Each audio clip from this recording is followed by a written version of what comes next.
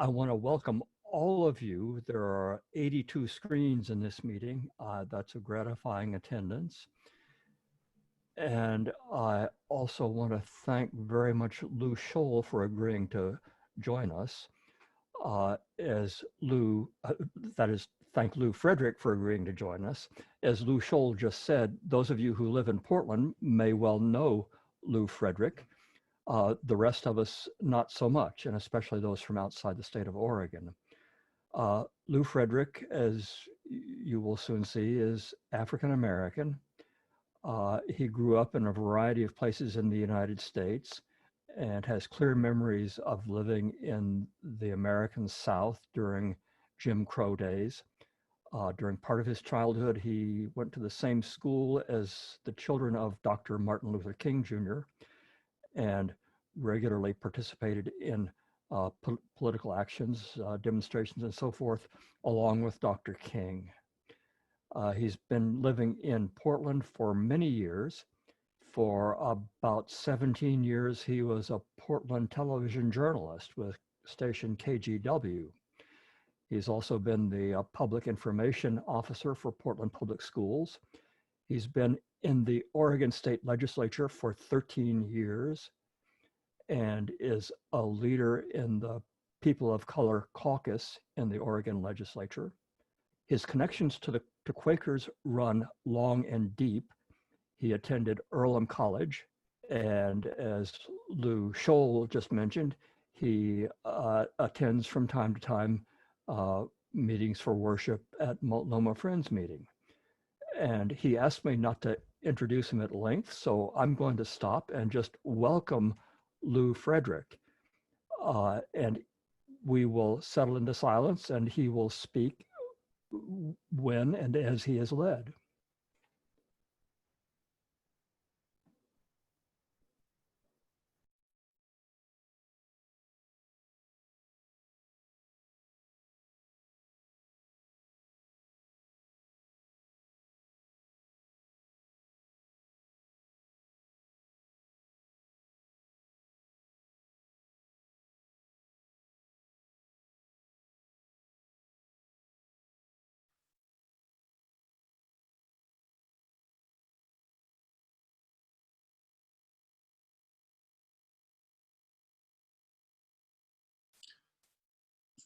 Hello, everyone. I'm come from a radio background as well, and although I enjoy silence within the meeting, I whenever I see a screen and I hear silence, it's a little disturbing at times for me. But I just got to say that. Listen, thank you very much for inviting me. I appreciate this. It is fascinating for me to see my journey to this particular point. Because when I was growing up, as was mentioned, I grew up in a time in the South where I was directly involved in civil rights. I was marching every other weekend. My first tear gas was when I was 8 years old. I was telling someone earlier today that I remember vividly being told that I was drinking at the wrong water fountain in Baton Rouge, Louisiana, when I was about 5 years old, and my father actually told a fib to the clerk. He told the clerk that I didn't know how to read.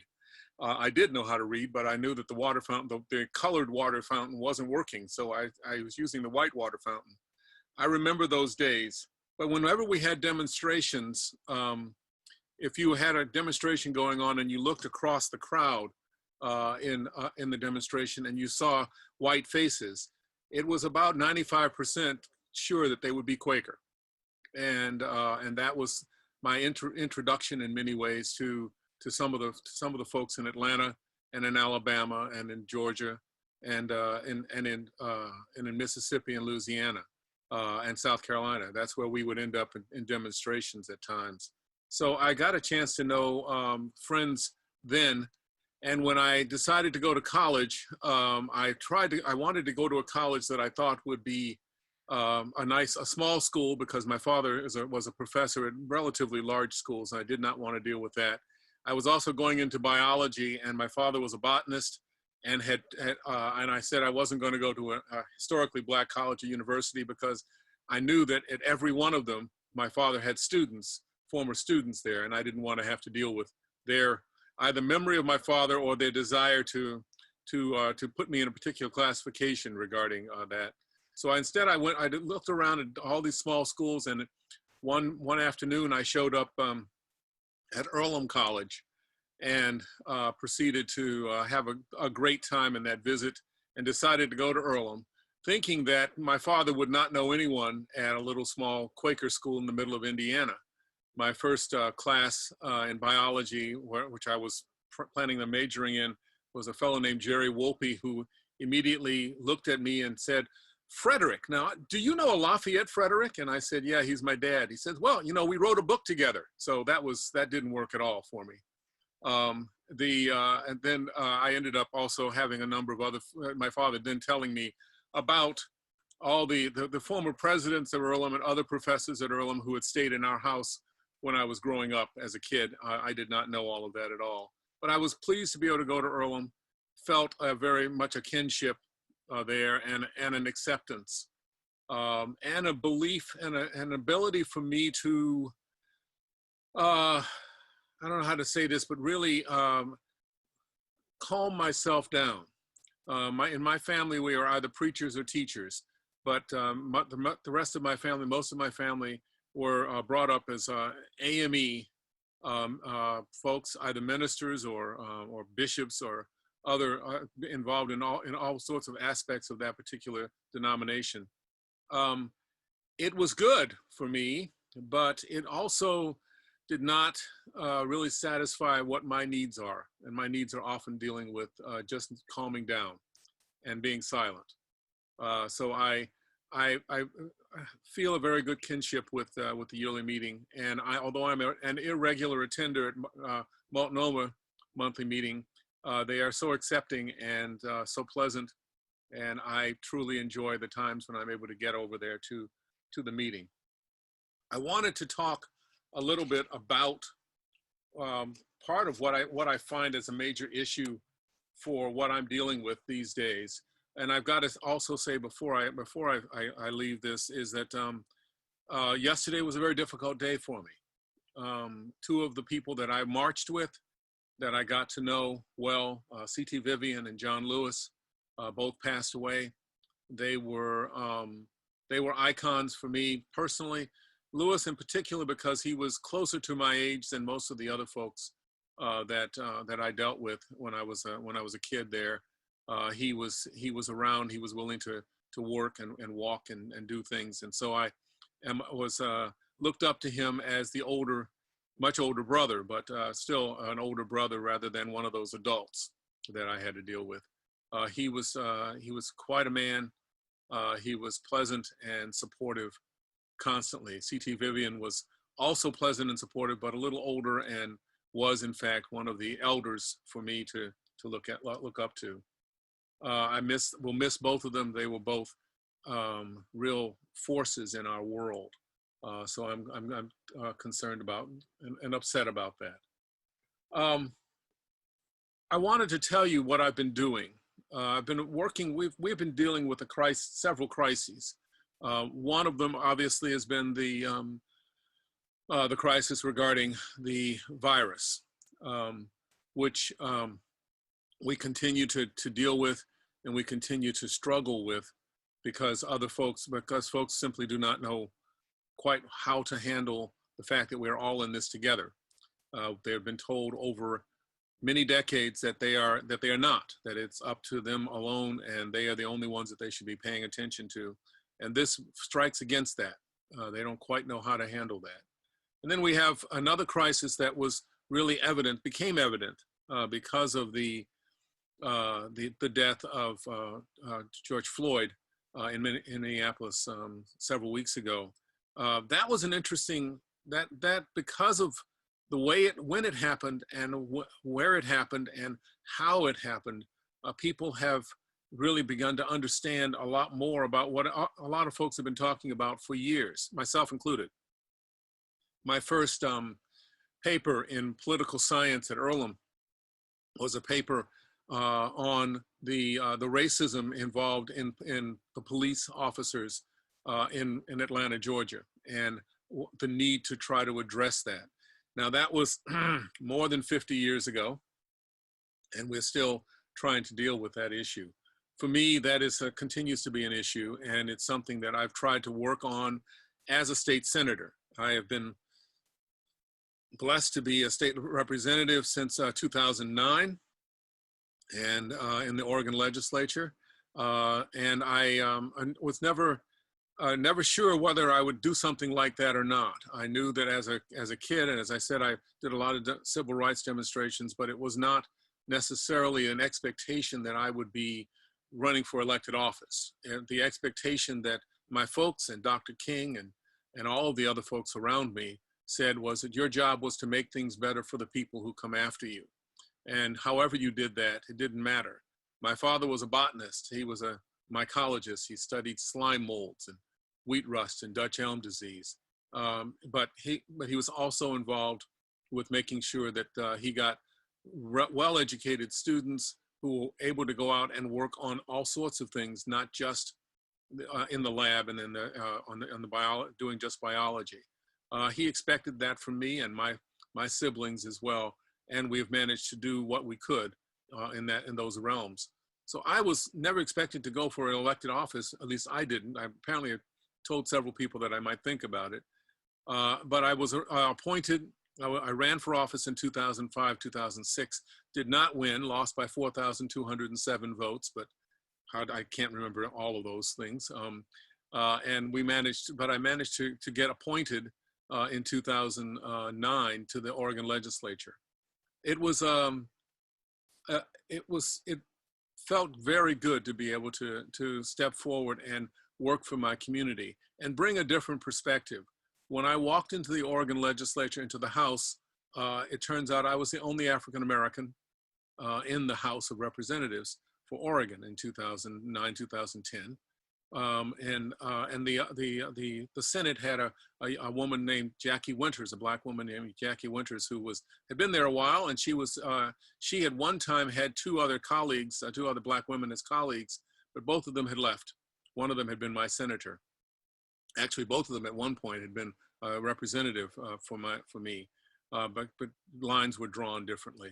But she was the only one the only Black in the Senate, so there were just two of us in the Oregon Capitol. Bringing perspective on what some of the issues were was important to me, and that is when we had a couple of shootings down here by police, a couple of other incidents that had taken place in the past, and I decided that that would be something that I would work on as much as I possibly could. Began and introduced a series of bills to try to deal with those issues. They were met with not antagonism so much, but almost disbelief. There was not a belief that this was a real problem. I would talk about the fact that whenever I saw a police officer behind me or was pulled over, I wondered whether I would live the rest of the day. And they would say, you're exaggerating things. You shouldn't have to worry about that. You would only if you did something wrong. Or I would talk about something that had taken place in other places in the States. Or for me, where I had a police officer pull a gun on me when I was a television reporter, a passenger in the passenger seat of a Dodge minivan with a marked Channel 8 news van. And a police officer pulled a gun on me when he asked me to get the registration, and I started to move for the registration, and he pulled his gun out across the face of my photographer and said that he had to see my hands at all times. And so I got the registration finally, slowly, and basically there was never an apology or anything like that. In fact, I was told that I was exaggerating the problem when I talked with the chief of police, and told by my news director that he didn't want me to do anything about it because we relied on the police for too many news stories and we didn't want to get them upset. So that's the kind of response that I got then. So I've had my own set of stories, police pulling me over as I'm driving in the neighborhood because they're concerned, wanting to know whether I was lost because I was going so slowly. Not because I might happen to live in the neighborhood, because my neighborhood has been gentrified over the years, And so he didn't quite appreciate the fact that I knew that he wasn't really asking me for concern. He was just trying to figure out why I was in that particular neighborhood. We had those kinds of stories constantly, but until you could see a smile on the face of a police officer in Minnesota as he knelt on the neck of a man who was saying that he couldn't breathe for 8 minutes and 46 seconds. Until you could see that, until people actually saw that take place, they didn't believe that this was actually taking place. This is on the order of as somebody put it to me, taking a fish out of water and saying, see, that's water that you're swimming in. That's what you've been in most of your life. This is what we're seeing across the country. We're seeing a change in understanding just where we are, what the system looks like. Now, for the Black community, we've known we grow up with the fact that we're living in two different communities, that we're dealing with two different realities. For the white community, it's often been, well, that couldn't happen because it wouldn't happen to me, and there must be another excuse, there must be another reason for different things taking place. But once they saw the death of Floyd, they were able to see that these are the kinds of things that can happen. They had three police officers standing around doing nothing about it, in fact, helping him. They could no longer give that as an excuse any longer. And so we began to see a real change, I think, a window of opportunity for change, if nothing else. And that's what I'm in the middle of working on right now, is that window of opportunity. We have I've had a number of bills that I've been working on. We passed 6 of them in the special legislative session a couple of weeks ago. We have a committee that's been working on bills for the last 2 weeks that has been really interesting. The different bills. We will have more bills coming up in another special session in August, and there will be other legislation that we'll be working on for the full legislative session. But we are actually trying to work through a spiritual crisis here, in my view. The spiritual crisis is understanding what, in fact, is the reality for Black community, in fact, we want to see in terms of public safety. What do we want to see? Is it law enforcement that we're after, or do we want peace officers? There's an interesting story of a friend of mine who was in Ashland a couple of weeks ago, and he walked up to the Ashland police officer. He saw a bumper sticker that said something like "peace officer" on it, and he walked up to the police officer and said, "So has this changed the way people respond to you?" And she said, "No, but it changes the way I respond to people," taking that as the approach that she wants to take in dealing with police. So that's what she wants to see. That's the spiritual, that's the cultural change that I'm hoping we have really begun to work on. And quite frankly, it's a cultural change I hope that you all, whoever's watching this, will be able to help us work on. We need to have that change. We need to have people willing to step forward and say, no, we'd really like to see a system where we're talking about public safety rather than something where people are just trying to determine what laws you are supposed to enforce. And as I've said before, when a police officer, when somebody says that they want to be a police officer to catch the bad guys, then you don't want them to be a police officer, because their whole image is going to be trying to find those bad guys to catch. And everybody's going to be suspected as a bad guy every time they turn around. You want to have people who are willing to be guardians, folks who are going to be not warriors, but actually willing to guard and protect and serve the people around them. That's what we're looking at. That's the long range approach that I'm working on, and I think other folks are working on as well. So I think I don't want to keep going. I want to know you will have some questions that you may want to have, so I will stop there and just say that my attempt here is to begin a process. We passed some bills. They were just the beginning. We will have more. and I hope that we will have more and begin to change our approach to each other, as well as to the real concept of public safety. Thank you.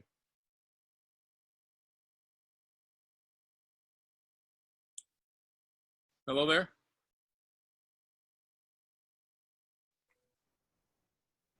Are you still there? I can't hear anybody. Yeah, hi Lou, this is Joe Snyder. I'm here, and Blue Shawl, if it's okay, I'll start sending some of these questions your way.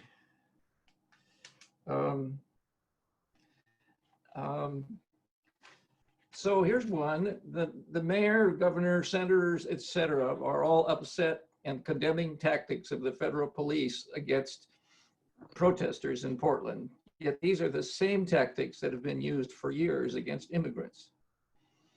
Our representatives have remained silent until white folks are targeted. Any comments? Well, first of all, that's not true completely. I can tell you that for a fact.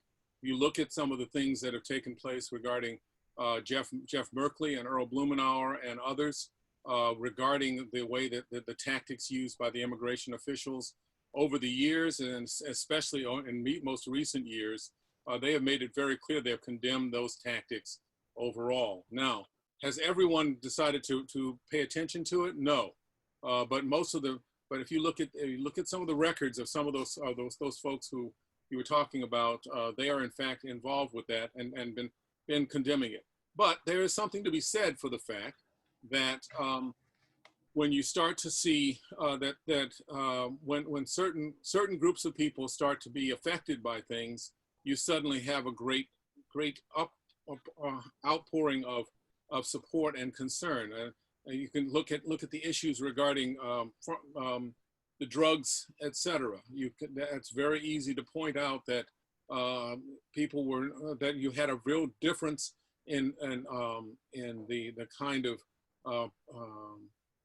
law enforcement related to the use of drugs of one form or another. When it came to being African American, you were going to be picked up for no matter what, and you were going to be charged. And if you had anything at all, you were going to be charged a much higher. You're going to have a higher prison sentence, and your whole system was going to have a struggle.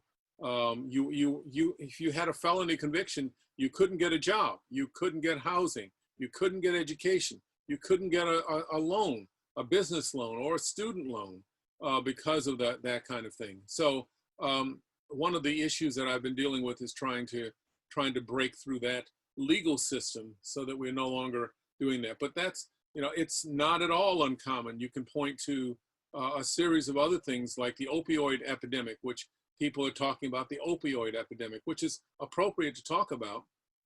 But for many years, people in the Black community were concerned about things like that, and there was not a real response to it by the general public, because it wasn't happening to them as far as they were concerned. Now that it's happening to a lot of other folks, they want to have behavioral health and medical treatment and all of those things, but they haven't been willing to do that for everyone. It's only going to certain folks. So we have to acknowledge that in many cases, a racial line is involved in any sort of decision.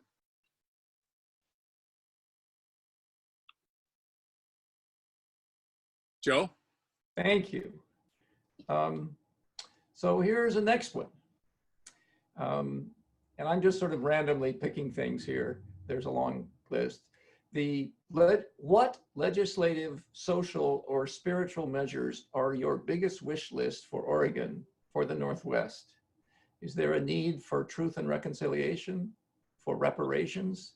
What would be the next big step? Well, you may not know about it, but because it wasn't covered as much as it should have been, quite frankly. This last week, we managed to pass a bill that uses $62 million coming from the federal government from the CARES Act that is going specifically to the African American community. We're talking about things going to individuals as well as businesses that have been affected by the COVID crisis, specifically by the COVID crisis. That's one approach. And reconciliation commission is or commission or whatever is required. We need to be doing something on that. We haven't decided how that's going to work, but that's the kind of thing that we need to be working on.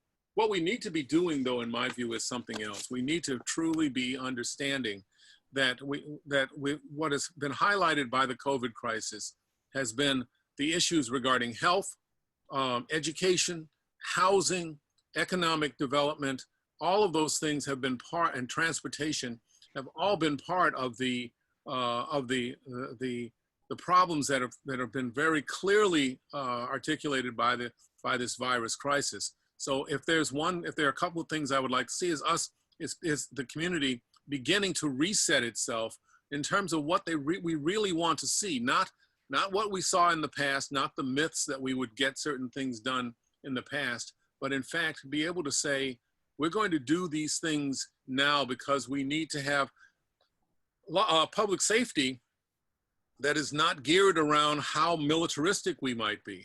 That's not geared around the idea of how much force somebody can give to dealing with an issue, but in fact, public safety that is looking at mental health, looking at drug and alcohol abuse, looking at how the effects of housing, the effects of education, or the opportunity for education. I mean, if we're talking about how we can be successful in terms of education now, we know that not everyone has a computer or broadband connection, or that people all learn well with a computer or broadband connection. So we need to be able to understand what it is we do want to see from folks, and what we really need from teachers and from the community to check up on kids who are having an issue.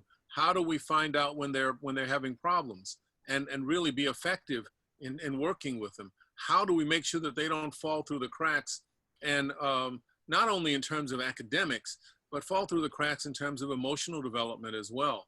Those are the kinds of things that I think we need to take a look at what was missing, what was shown as obviously missing as a result of this COVID crisis, and really begin to work on those things. I think that includes, for instance, the geographical issues. For early childhood education, it's not just a problem of finding a place for kids to be able to play and to learn and to love learning close to them in an urban setting, but in rural areas, there's no place for kids to understand that, and they may not have the broadband, or you may not want to be putting 3 and 4 and 5-year-olds in front of a screen to try to learn something. So we're going to need to really reassess all of that.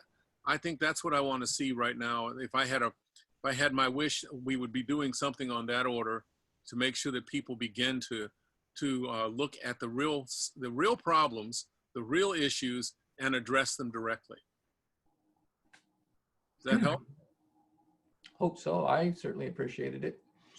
I have one here, and there have been some other sort of a little bit along these same lines. Also, it says, we've been told that you would like Quakers to be more visible. What would you like that to look like? Many are eager to offer our support in every way possible. Well, one of the things that I've found about that I've enjoyed in working with Society of Friends has not been the evangelical approach to the world. It has been this is how we should be working and showing that as an example. I really appreciate when I'm traveling around the state, when I'm in Klamath Falls or in Bend or in Pendleton, that I can run into folks who are in fact part of different Friends meetings and talk with them about what they're doing, and have them, and I would really appreciate the folks within the meeting, general meeting, actually getting out there and saying, listen, this is what we want to see accomplished. This is how we're working on things. We don't expect everyone to agree with us, but we do want to put forward an example of how we can deal with these issues, and contact the other affiliations that you have, because it's not just in terms of being part of a friends meeting or society of friends, but you have other affiliations as well. I always joke about the fact that I know that there are a number of folks who are stamp collectors, and they should be telling their stamp collector friends how important some of these things are to them. They should be talking about, if you're a quilter, that the quilting group should know that how you feel about these issues. It is important to be in silence at the meeting, but there are certain times when it's appropriate to speak up as well. And I'd love to see friends be willing to speak up in situations like that, as they did just by marching in the South when I was a kid.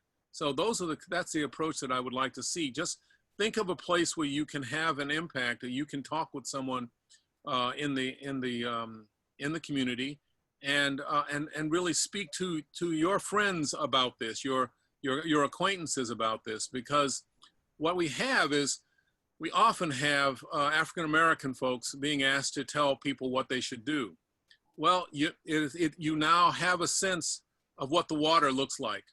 It is important for you to now tell your acquaintances or point out to them where the water is and what we really need to do in order to make it clearer for everyone.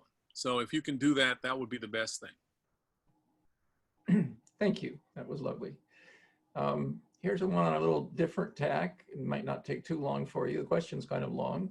Lou, thank you for your service. This is an incredible time to be in a leadership position in government, to say the least. I'm so glad you have been in the Capitol laying the groundwork for some of the police reform that just passed. As a city councilor with a police department that I believe has a strong culture of accountability and promoting public safety, that distinction of peace officers is helpful. Do you have any specific resources, books, articles you might point out for me and others looking to educate themselves about policing? I'm familiar with the new Jim Crow, etc. Really, I'm looking for broader perspectives on policing. Well, I mean, I can't type out a whole list right now, but I do know a place that you can go to get those. And that is, as I said, we've been having these meetings the last 2 weeks. If you look up, the OLIS, Oregon Legislative Information System, OLIS, if you Google OLIS, you will come up with the system that we have for tracking and showing committee meetings and testimony and witnesses, etc. And if you look up that and you look up today's or yesterday's meeting, you will find it says what day meetings today. Click on that. You will find a committee meeting that's called the Joint Committee on Police Transparency in Police and Reform of Use of Force. That's a long title for a committee, but if you you find that committee on police transparency, you can look at and you click on that, you will find a list of the various days that we've had that committee meeting. The witnesses have submitted testimony, and there are at least 20 various books and articles and others that speak to some of those issues in terms of policing that you can find. Some of them are from local folks. Some of them are retired people. Some of them are academics. Others are from the FBI and others that have looked at these issues in terms of policing and a sense of humanitarian policing. But there's a long list of places that you can look at within that, as well as the testimony itself. And you can, if you click on, it's either a little camera or it's a little dot with an arrow in it. And you can click on that and you can read what you can actually listen to the committee meetings and the testimony itself. That probably most folks don't want to go through, 12 hours of testimony. But I will just tell you that if you listen to 20 minutes, just pick a day and listen to 20 minutes of that testimony, you're going to find some really extraordinary resources in that. speaking about everything from the psychological issues related to police, as well as the psychology of crowds and the impact that people have had, that they have, the impact of things like fire on a crowd. What happens when somebody starts a fire, and how that changes the dynamic of the crowd overall, and has, in just by human nature, has done that. I would suggest taking a look at OLIS, clicking on today's meetings, and then on look at the committee meetings, and look at the date, and look at the committee meetings that you can find on the Joint Committee on Transparency and Policing, and the reform of the use of force. And you will find some really good information there. Thank you, Lou. Sure. There's a link for that in the chat. There is. Oh, good. Thank you.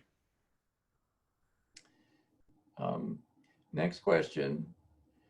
How do you balance the extent of the change you want to see with that you are able to accomplish in the legislature? How do you find peace with that while continuing to push for more? Well, I'm not sure that I find peace with that. That's asking a little too much. I think what I find is that I am optimistic. In order to be in politics, you have to be optimistic in the first place. So I'm optimistic that at some point things will change. I mean, you could use the quote, the often quoted idea of King, the arc of justice, of the arc of the time bends towards justice. I think that's true, but that's being a little too lyrical for my taste. The fact is, we need to be able to just understand that there are some things we can do. Sometimes they take a little longer than expected, and sometimes there's a window of opportunity. As someone said to me the other day, they were saying, "Well, you know, it's really interesting. You know, you're an overnight success." I said, "Yeah, right. You know, I've been working on some of these things for a long time, but you have to build some things. You have to build slowly. Sometimes they don't appear as though they're going to be building at all. Anything's going to happen as a result of it." I had a bill that we passed that dealt with arbitration. We had this odd situation, well, not odd, but a common situation where arbitration was, in fact, arbitrator could basically reverse any discipline based on some precedent that might have taken place 20 or 30 years ago, or they just didn't like the idea that somebody didn't cross a T or dot an I. And so the arbitrator could throw out a discipline for excessive use of force or even the death of someone in custody. I put together a bill that said that the arbitrator had to follow the discipline in the contract. If there was a contract with a police union, that the arbitrator had to follow the discipline within a contract that was bargained. The contract was bargained and the discipline was bargained. I have some concerns about that, but at that particular point, I wanted to get at least something done. So that's what I did. I managed to get something done, but it took, I got it through the Senate unanimously, and then it got over to the House, and one of my colleagues in the House was the chair of a committee. He didn't like the bill itself because he thought that it was going to take away the power of many of the folks, the police officers, and so he scuttled the bill basically. And it didn't come up for a vote in the House because of the timing. And then he held on to it and delayed it and then scuttled the bill. The next year, I brought it up again, and then my colleagues, my Republican colleagues, walked out. Famously, one of the second year in a row, they walked out of the Capitol and they refused to come back to deal with the issues. So it died then. This year, it came up in a few weeks ago, it came up in the special session, and it passed again unanimously out of the Senate and went over to the House. And I think there were 2 or 3 votes against it in the House, but it passed then, and then it has now become law. We started talking about this kind of issue. I started putting together bills related to this issue and other issues regarding use of force and discipline, and one of my first set of bills in 2011. So it takes a while. Sometimes it doesn't seem to come through. Sometimes it's piecemeal, but if I think we now have a window of opportunity to do something, so I'm taking full advantage of that window of opportunity at this point.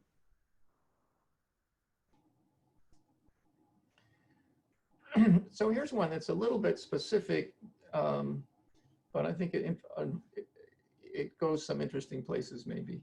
Okay.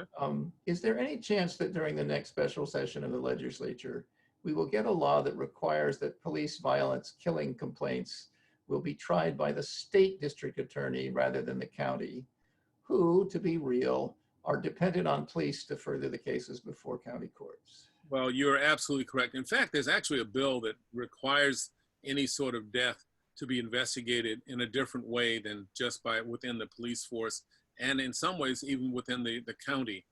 But that has not really been as effective. Yes, I think there will be some kind of a bill either in the special session or certainly in the long session dealing with a new investigation system, team of some form that would very likely be coordinated by the Attorney General rather than certainly than any of the DAs. Exactly what that's going to look like is unclear. There are folks who want it to be completely outside of the Attorney General. I don't think that's going to fly. But the Attorney General has also said that she doesn't have the capacity to have set aside a team to do that. So we're going to have to find some way to coordinate and put that together. But something is going to happen on that order, and exactly what I couldn't tell you. We need to have an investigative team. And frankly, we need a whole series of things. I have been there's some statewide things we need to do regarding training.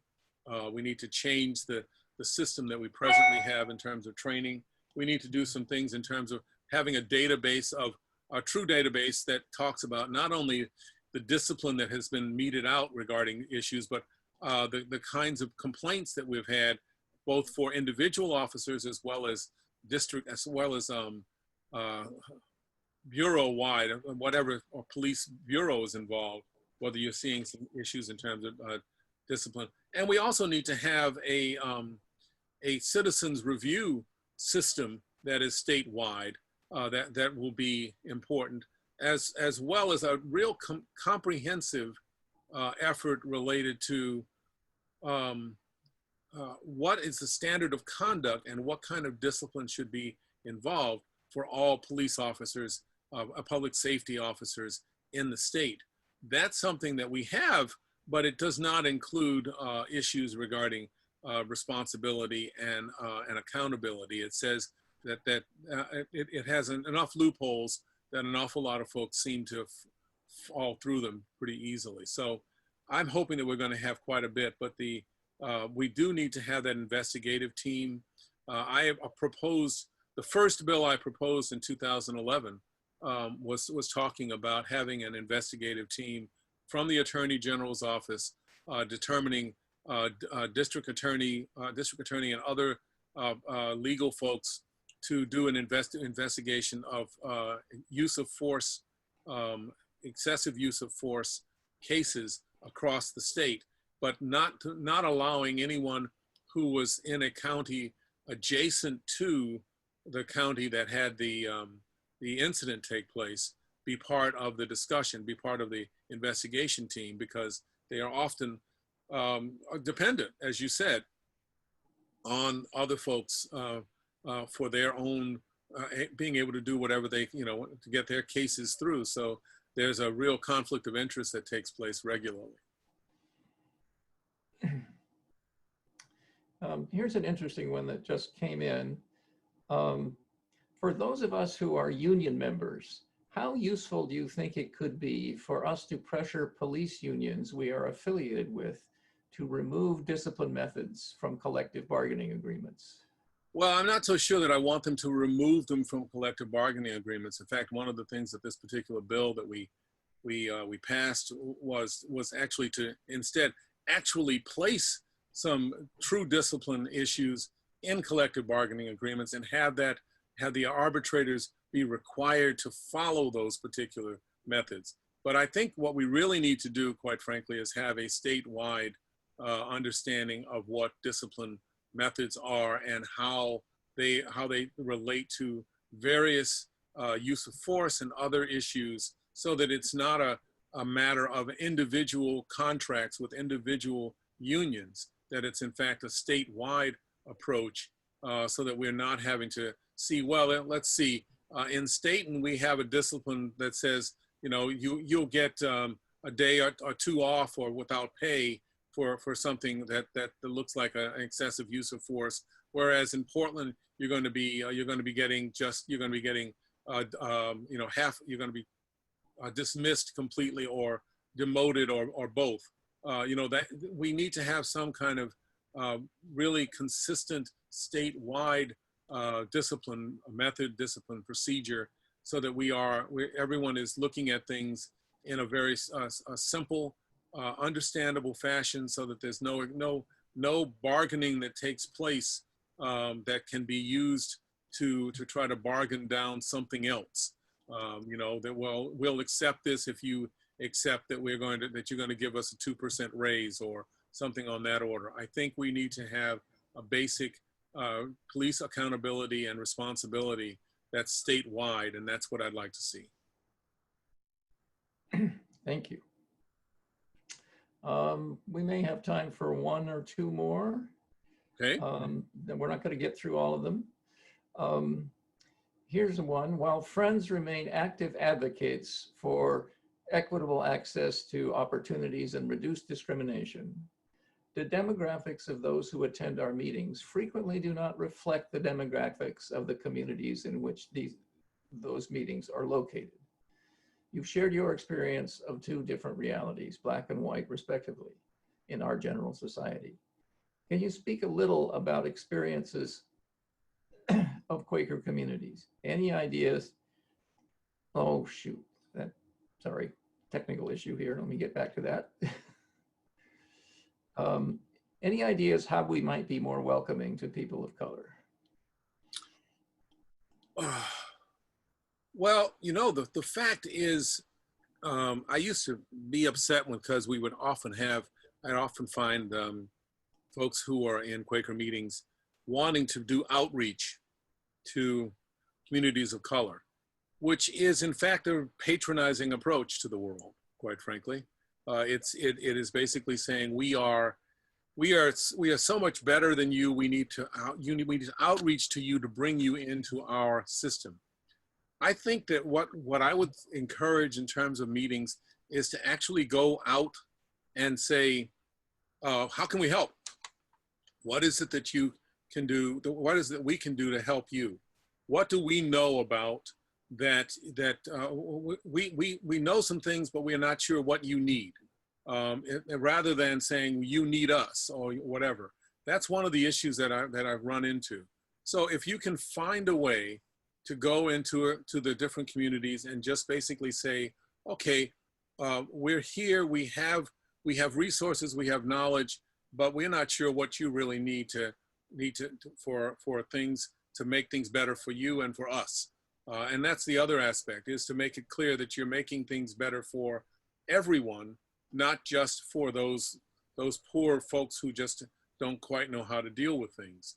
That's how I would approach it. I would say very simply, go out, find out, talk with some of the other faith communities, talk with the AME folks, talk with the Baptist folks, talk with the CME and some of the other groups and other faith community folks, but also make it a point of talking with some of the community members who are dealing with housing issues and healthcare issues, and say, what can we do to help? This is who I am. I'm not trying to bring you into the Society of Friends, but I really would like to know what it is I can do to help. Asking that question is probably the best question to ask, and that will bring you. It may not bring more people into the meeting house. It might, but I think what it will bring is a sense of community that will be helpful for everyone. Thank you. So I'm going to ask Lou Shull, do you think we should do another question, or are we time to wrap things up? Uh, well, let's ask Lou Frederick. What do you think? I'm fine. I'm fine. I've got a nice fan going here and some lemonade, so I'm just. Okay. Okay. Maybe a couple more. So we did have this thought that after we wrap up, that we might create some breakout rooms and maybe discuss something, maybe a question or a query that you might propose to us. So you can think about that. I don't know how soon we want to do that, and no, you don't have to participate in this if folks don't want to, but let's just take a couple more questions, and then let's see, let's think about sometime around 10 after 3 rather. We'll kind of think about the breakout room idea a little more. Is that okay? Sure. Sound good? All right. So this next question I think is quite interesting. It asks, points out that a number of us Quakers and others are talking about abolition of police departments, and wondering what your thoughts and feelings and ideas and knowledge about that is. Well, I've got to tell you, I frame that very differently than abolition, because I have enough neighbors of a number of different races who say when you say abolition, then they say so you create a vacuum, and who fills that vacuum? They are not interested in having uncertainty regarding that. So they and I understand that very well. I think that what we really need to be seeing is a reevaluation, really a reset on what we want to see in terms of police and, as I said, public safety. What does that look like? Do we really need to have they have 16 4-hour sessions in the police academy that revolve around just the use of guns. They have about 15 minutes that revolves around the history and of the culture, the Black culture in the state of Oregon. 15 minutes on just that. And then one of the last I had a meeting with a group of folks several weeks ago, where a group of Black police officers, and they said that even in that situation, the recruit who was supposed to be taking the class knew more about Vanport and the Black community in the state of Oregon than the instructor did. The instructor didn't even know what Vanport was. That's a long story, the Vanport situation. But it is an incredibly important touchstone if you want to try to understand what the Black community has had to deal with in Oregon. You know, that's the kind of thing that we need to do in a reevaluation of. And so I really, when I approach it in terms of abolition, I go, well, that's an easy slogan. It's not. It does not tell you. It does not explain to other folks that you're not thereby creating a vacuum that somebody else might fill with something worse. So I would encourage you to I would encourage you to say something on the order of, we need to have a complete reevaluation of what's going on. Abolition is a different thing altogether.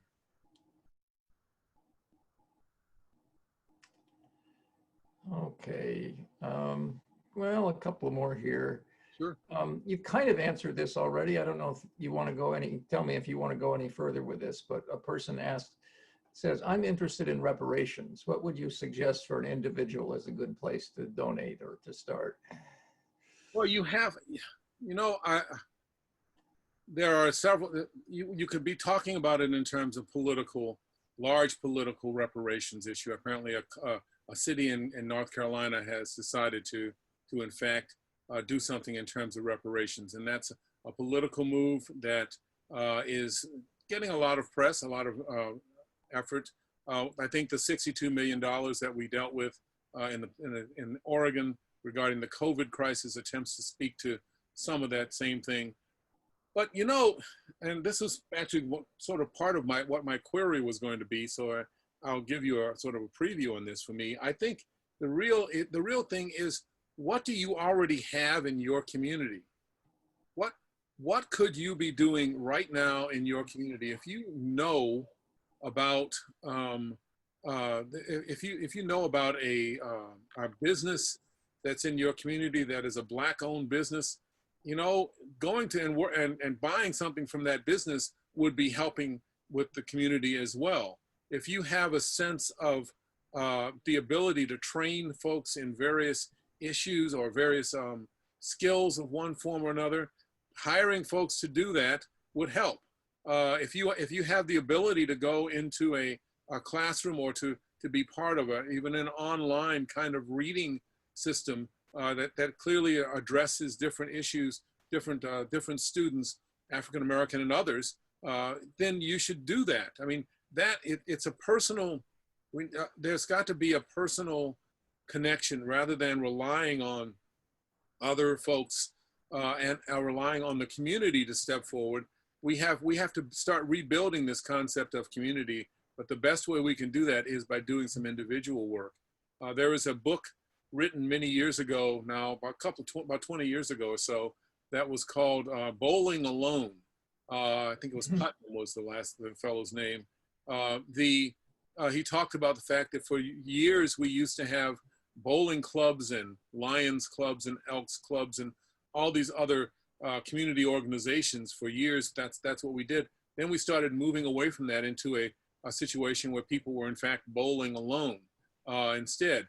Well, we now have a crisis that requires us to be both individually responsible and responsible for the community.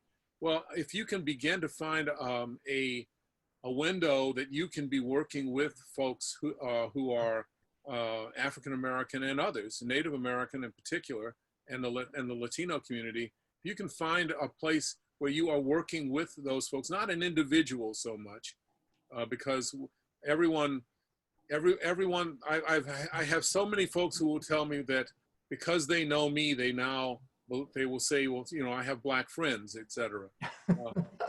That's not what we're talking about. We're talking about really a concentrated effort, and that could be on a weekly basis or a monthly basis.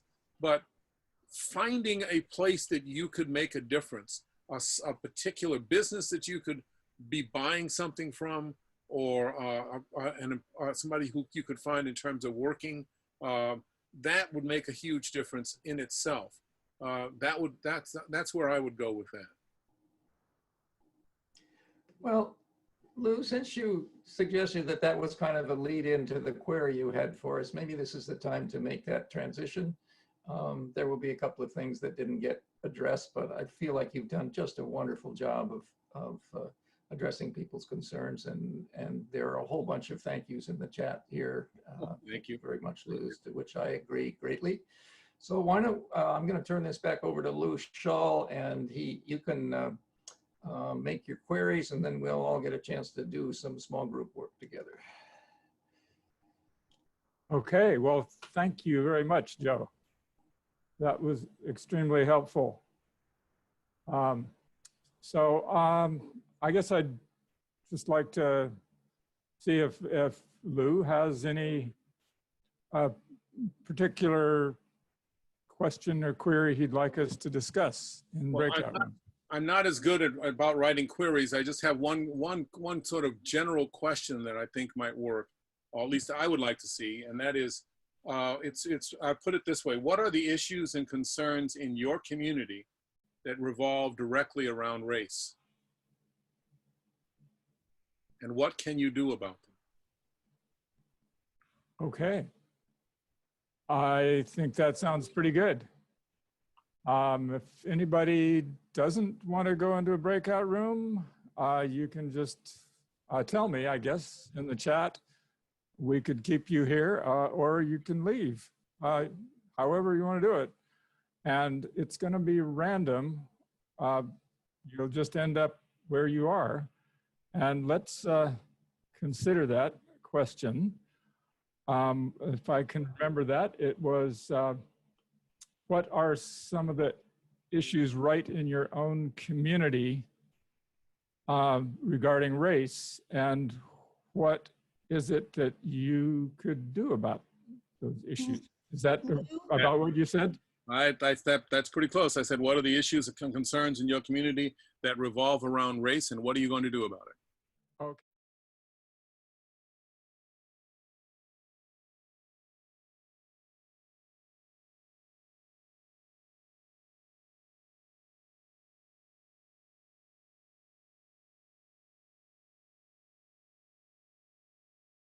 Lou, I don't think we were through. We could have used another 10 minutes. You're muted, Lou. I'm sure we could be we could be talking about this for quite a while, and I appreciate that. The good news is we've started talking about it. I'm just pleased to see folks who've decided that they're going to start thinking about these issues and to try to determine what they can do with them. That's the concern that I've had for quite some time, that we have not really delved into it, had some uncomfortable discussions. So we've got to try to begin to do that. That's what I'm pleased with. And I'm finally looking at the whole group here who's here. Thank you very much, everyone. Thank you for letting me be a part of this discussion. Truly appreciate it. Yeah. Well, we could possibly stick around and do one more round of breakout rooms if there's enough people that would like to do that. I'm fine. You're okay with sticking around? Sure. Okay, well, let's see. Is everybody back yet? I think pretty much, yeah. I think so. Okay. Seems like most folks are back. We had at the max, we had about 91 people. Wow. And now we're down to, well, see, some people are still in breakout rooms. So, let's see, are they? Actually not. Nope, they're all back, I think. We were all automatically brought back. And we actually, I think, had over 100 people because there were a number of multiple, you know, windows that had 2 or 3 people in them. Huh, yeah, okay. Well, like I said, we could have another round of breakout rooms, and then a different group would be able to interact with Lou Frederick on a smaller group. Are there any other questions? Well, okay. Well, there we go. That's a good thing. What came up for you? Maybe we should just say what. Maybe get a sampling of the different groups. I don't know if you know your room number, but breakout room 1. If you know who you were, is there anything that came up there that you'd like to share? You should be able to unmute. If you want to say something about that, if you don't know what breakout room you're in, just shout out something you'd like to share. I'll share something that came up partly in following the interest group we had last night, where everybody told their stories of the earliest memory they have about when they first became aware of this social construct called race. And there's just kind of this, I mean, it's very confusing. Most of us were, 3, 4, 5, 6. Some of us are 30 when that happens, but it's very confusing at first, but then you just realize like your eyes are open. And I feel like what's happening in white society in the US right now is because of the advent of cell phones and their cameras videotaping what's going on. We're just suddenly becoming aware of something that has been so, we've been blinded by the bubble that we live in. And so there's a similar kind of awakening happening now. Mm-hmm. Okay. Does anybody else have something to share about what came up? Well, this is Joe, and our group number 11. I thought an interesting thing came up. Someone shared who's from a smallish town in a very rural county in Oregon, where it's overwhelmingly white, and the numbers of African Americans and other races are 0.5% or 1%, and brought up the difficulties of of trying to do anything about this in an area that's so completely skewed. And we didn't, we had some responses to how one might do that, but it's a question that is really important for many parts of this state. Many parts of this city of Portland are like that. Depends on where you live. So I thought that was interesting. I don't know if Lou would want to comment on that. Well, I always joke about the fact that when I was a reporter, I was sent to do a story in Burns in Harney County. And when I arrived, we discovered that I had doubled the number of blacks in the county by just showing up. That's not at all uncommon in the Northwest. Certainly not uncommon in Oregon for historic reasons.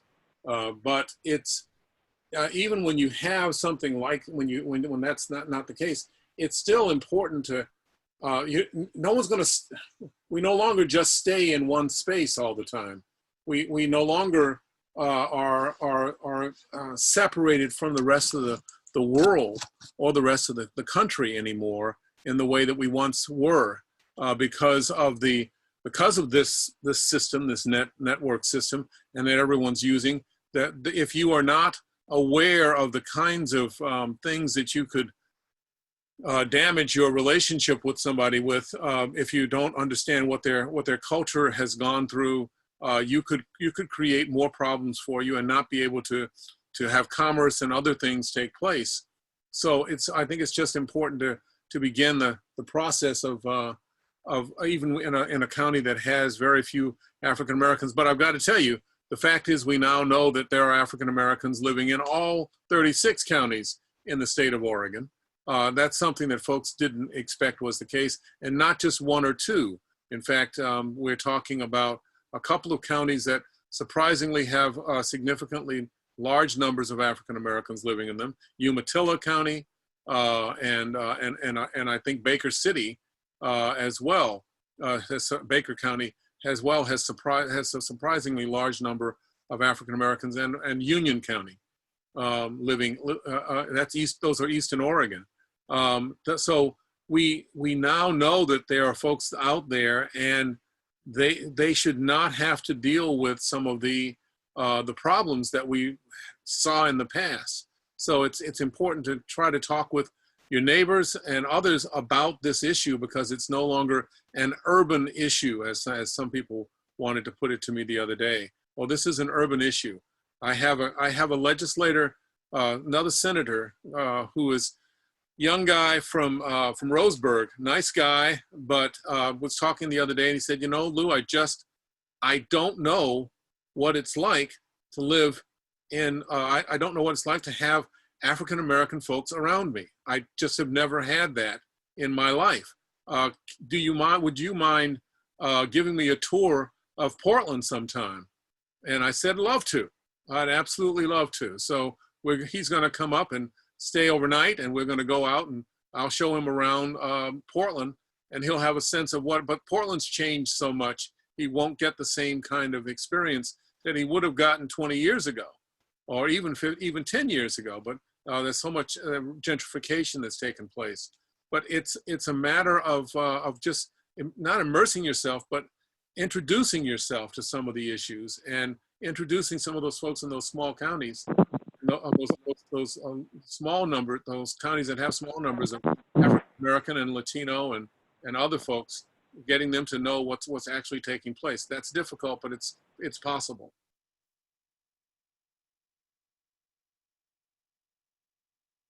I hope that helped. I thought it helped. Thank you. Other questions? We had a question, or a part of our discussion was the way we use language.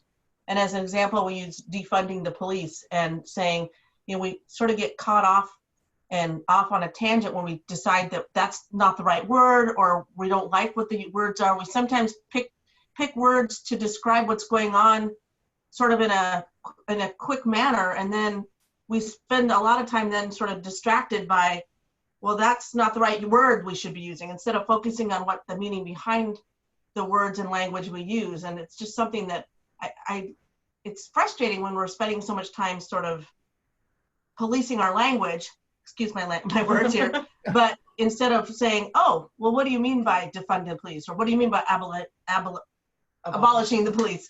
That sort of thing. So it was just, that was a great segue for us. Well, I think it's I mean, I have to deal with that, and I'm sure many of you deal with it as well. Have you ever tried to write a mission statement for an agency or a company or a church or I mean a community of one? I mean, everybody does that. We all spend a great deal of time looking at the semantics of what we want to say, and it makes a difference. I mean, it's not, this is not trivial, but it is something that we can get so hung up on, we get nothing done. I do remember being at Earlham and having to go through, we had a group that was called the Committee on Liquor, Sex, and Drugs. It was the LSD committee. And we got a big chuckle when the sort of the weighty quakes of the time figured out that it was the LSD committee. But we had to go through wordsmithing of one form or another, and it can distract us. It is an easy distraction. It is an important one at times, but it can be an easy distraction. And we've got to try to figure out how we jump past that. And that's not just dealing with race. That's dealing with a whole series of things. You know, but people are tied to trying to be as perfect as possible with the language. And I understand why. You can offend so easily that if you aren't paying attention to what you're doing with the language, you can create more problems than what you're trying to solve. So it's important to just, at the beginning of any sort of discussion like that, to say, look, the language isn't going to be perfect here. We're not going to get it absolutely correct, but this is what we want to try to go towards. We want to try to make things better in this way. And that's how I'd approach it. That's how I try to approach it. But when you're writing bills, believe me, it makes a difference. It makes a huge difference. I told you about what was happening with the chokehold, didn't I? Did I talk about the chokehold? Okay, sorry. This is the fourth Zoom meeting that I've had today on this issue, on these issues. So no, we had a bill that we passed that said that chokeholds were outlawed in the state of Oregon. That we would, and we came back with, but people wanted to say, well, are they completely outlawed? And we had all this stuff. So what we ended up doing was an interesting thing, I thought. Chokeholds people have not been trained to use chokeholds by the state for at least the last decade or more. They have not allowed them at all. But what has happened was we changed the law that said chokeholds were now a use of deadly force. Now that doesn't sound like much, except that before you could use a chokehold and you could say you were just restraining someone. Now, since it's a use of deadly force, that means it's now going to be investigated by whatever team as a use of deadly force at a much higher level than just a restraint. And that we believe, that some people believe, I'm not sure that that's completely true, but some people believe that will then make a person who's starting to use a chokehold think a second time about doing it, because if they start to use a chokehold and it's not deadly force, that they're not protecting themselves or somebody else, they're going to be investigated. And in many cases, the police officers don't want to be investigated, especially since we're going to be talking about a new level of investigation. So that could make a difference. Though that's a language change from use of deadly force from restraint to use of deadly force that might make a difference. So we also have to figure out where it is we want to go. We wanted to try to stop the use of chokeholds, but there were people who said that if I'm in the middle of struggling with somebody who is about to hurt me or hurt somebody else, I want to be able to use whatever I can. So that's the kind of argument that we had to deal with in those bills. I suggest we hear from call-in user 1, who's been waiting, I hope patiently. We'll call in user 1. Yes, I had one question, and is it acceptable for us to share this Zoom session with other friends who aren't Quakers? I don't know if that's been talked about, but I would like to share it with some of my other friends and colleagues. So You can get back to me later on that if you want. I mean, I maybe more than one person has to make that decision. Yeah, if you would tell us who you are, it would be easier to get Oh, back my to. name is Susan Garber from Multnomah Meeting. Oh, hi, Susan. Do you mean the recording of this, or do you mean other future? The recording of it, I just felt like there's things I would like my friends to hear or my colleagues to hear, but if it's not public, then I will respect that. So I just thought there were things in the recording I'd like to share. I mean, you recorded the session, right? You're going to post the recording somewhere. Well, does anybody see an important reason not to post it somewhere in Quaker land? I was presuming it would be available on the NPYM website. Yeah. Okay, I didn't want to spend too much time on that, but I did want to make another comment, Lou, which is that if we're talking about the arc of history, and I'm really thrilled that there's movement now in our state legislature toward the police accountability and other things. And I also when I watch, how things have been rolled back after Reconstruction and then after the Civil Rights Movement, like the voting rights law, it's, was there for a while and then they take it away. I know you can't really predict what might happen with these new reforms, but I wouldn't be surprised if there's people who try to take them away over time. So I guess it's a comment and a question. I mean, do you think about that as you're writing them to make sure they're airtight, that people can't get around them, or do you just have to deal with it when they try to change it later? How do you handle that as a legislator? Well, it's basically trying to make sure that I'm don't drop into complete cynicism regarding things. I expect that people are going to try to dismantle some of these things over time. But the real key is to try to break through that, or just to try to build sideboards on it so that it doesn't happen as easily. The other thing that I've got to say, the other way that I'm approaching this is not so much that people will try to dismantle it as to make sure that we have enough people of color in the legislature so that they aren't easily able to do that. The reason that we have these bills through, the reason that we have been able to take advantage of the window that we have is because there are 9 people of color in the Oregon legislature, 4 African Americans, 4 Latino, and 1 Native American.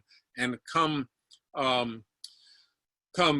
the November election, I think we will have probably at least 2, maybe 5 more folks coming into the session. So having that on a regular basis, having those people of color as part of the legislature is important. And if we can continue to have that, that would provide a backstop for anyone trying to come in to dismantle some of these things. So that's how I've approached that. It doesn't mean that it's not going to happen, because in Reconstruction, we had a lot of folks in the South. I had a couple of relatives, apparently distant relatives, who became state senators and U.S. senators and U.S. representatives, and then Reconstruction, they came in and dismantled that whole thing with threats, etc. So we could always have that take place again. We certainly have a national White House administration that would love to do that again. So we've got to try to make sure that that doesn't happen. But there are some things that are built in that we can't allow that to take place. So as much as we as much as we struggle with it, I just know that we're going to have some backlash. We have some folks who wanted to be concerned, suddenly concerned about the Native American community, also having financial and economic issues, and we should include that within any sort of resiliency fund. Now, mind you, the only Native American legislator was not only signed on to it, was enthusiastic about it, but they didn't ask her. They decided that they were somehow, because they were so privileged, they could tell what the Native American community really needed. And so they came in and decided that's how they were going to handle that. We need to set it up so that that's not going to be allowed. And that's going to be a long-term thing. And it's certainly not a guarantee. Thanks, Susan. Thank you, Lou. I don't know if I'm stepping out of line here, Lou Shull, but I'm sensing that Lou Frederick has been on, what'd you say, 4 Zooms today, and might be getting a little tired. Maybe we ought to be thinking about wrapping things up. I am getting a little tired, I will admit that. Thank you. Well, if you want to leave, you know, and you need to, that would be okay. Well, I appreciate that. Overburden you. I appreciate that. If there's another one more question would be fine. If people don't mind hearing my voice. Yeah. Lou, I've got a question for you. How do folks in the legislature avoid tripping over each other's trigger words? Do you have a relationship with some of the people that oppose you tooth and nail, where you have a personal relationship where you can get by the semantics? Well, sometimes some of those folks have actually both intentionally and at a certain point you think that it's not coincidental that they're using trigger words. We had one fellow who decided to say that the issue of I'm trying to remember the fellow's name who was killed in New York over the cigarettes, that he wanted to bring that particular incident up as a reason why we shouldn't raise the tax on cigarettes. And I had to say, you know, that's just, I was triggered by that and stood up and said, that is the most ridiculous thing I've ever heard. Why would you decide you're going to use that, even though you didn't say anything about the death of this fellow? You've just decided that you want to use this particular thing. Or the 3/5 issue in the Constitution was also used as an attempt to show their great support for civil rights or the need to change some or not change some things. We have triggered things. I've got to say this as well, though. Do not believe the hype that there is such a great anger and disdain that takes place within the legislature. We do argue. There's no question about that. But sometimes those arguments are put out as knockdown, drag-out battles, heavy anger at one another, when in fact it's not the case. But it's easier to write about it in terms of heavy anger than it is to say, well, they disagreed on this. We talked about other things, but they disagreed on this. That we do get passionate. I do get passionate about a number of things that often have nothing to do with race. Most of them have nothing to do with race. Education, I get really passionate about. I can get on a soapbox and talk about the insanity of standardized testing and talk about it for hours. And that's one of the issues that I can deal with. Housing is another issue. Healthcare, mental health care. All of those things are things that I get passionate about. But it does not mean that we have this great anger taking place. The only reason that we have the semblance of anger or upset, I was upset with my colleagues when they decided to walk out 3 times. I was upset when they didn't say anything about some of the people who were threatening other colleagues with bringing automatic weapons into the Capitol. I was upset about that. I was upset when people were yelling just outrageous things at other folks outside, not so much in the Capitol. Although in in the Senate, I got upset when one of my colleagues threatened another colleague on the Senate floor, and I was the only one who heard it except for that other person. But we do have that, but we do not have a constant battle that you might see. And the reason that you don't see that information is because in 1995, we had 65 press credentials for the Capitol. Last year, we had 15. There are no commercial television stations in the bureaus in the basement of the Capitol anymore.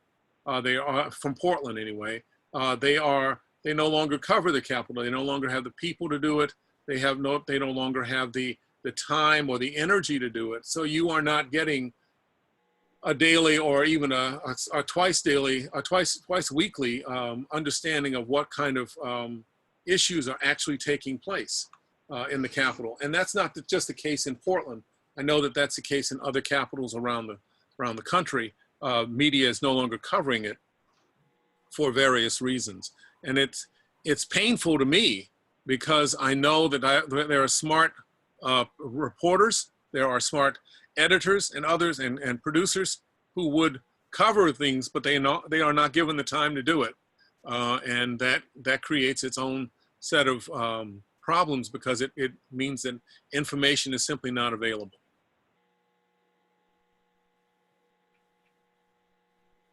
Well, folks, thank you again. I appreciate it. It's good to see some of the faces and put some faces. And I saw Lauren here a minute ago. I thought I saw him in the back of the room there, but I haven't seen him in a while. Just wanted to say hello to him for sure.